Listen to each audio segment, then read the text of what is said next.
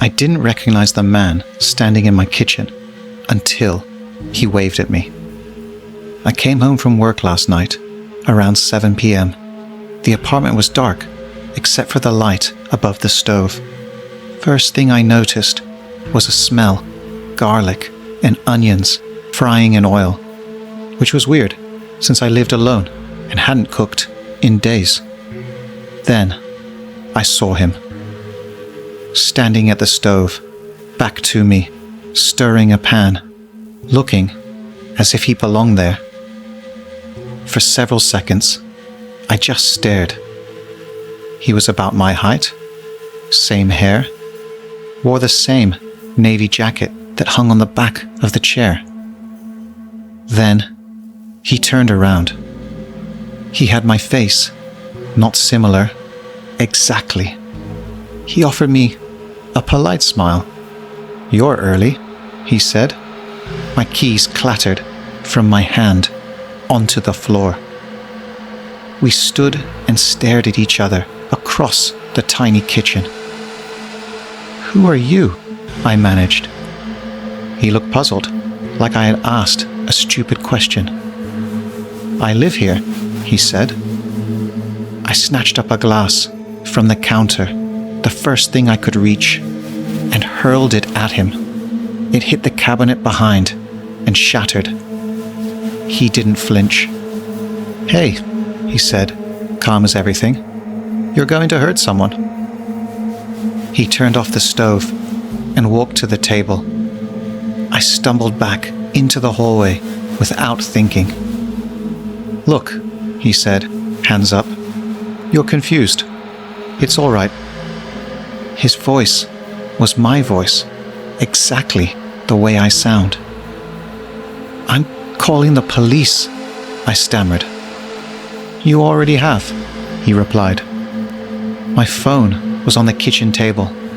I checked it and found a record of an outgoing emergency call at 6:42 p.m.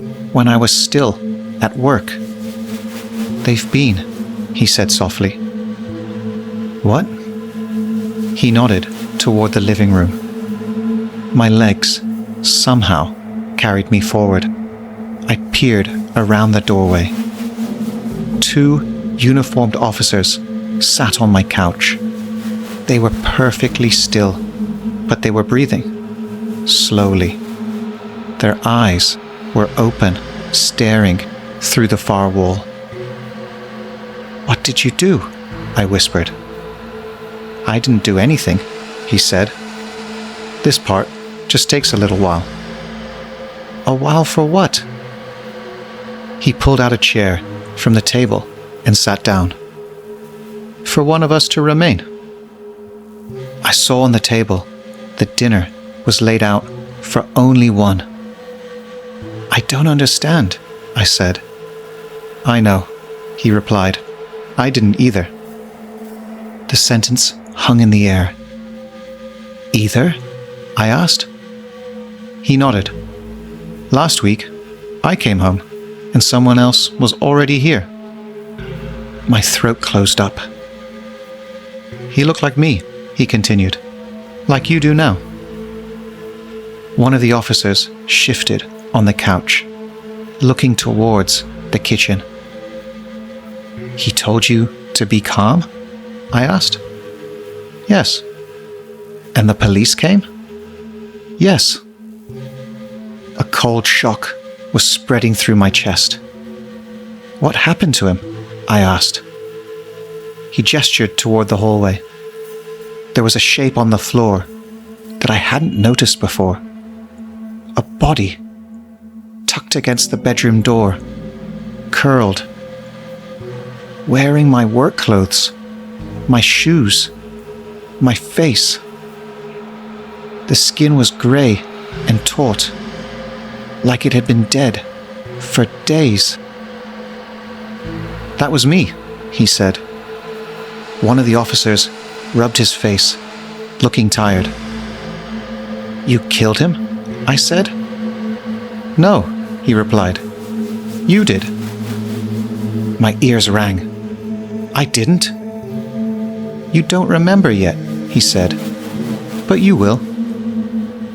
He stood and began to wash out the pan, as if it were any other night.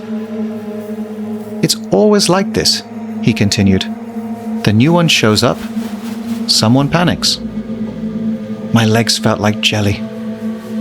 "The old one attacks first," he said. "They always do." The body by the hallway twitched. Just a finger. I stumbled back.